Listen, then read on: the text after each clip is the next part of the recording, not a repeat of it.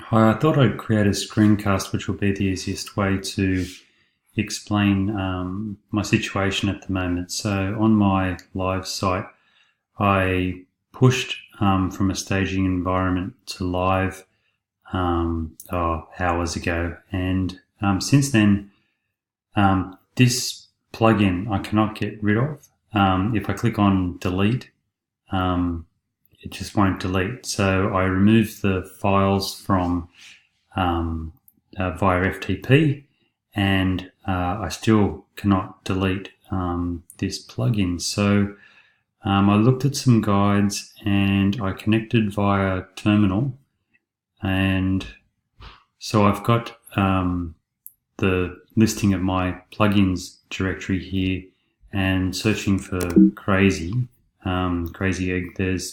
It's not there, but it seems to be within WordPress. One other thing that I've noticed, another issue, is that if I go to SiteGround and manually purge the cache, I can manually purge the cache here.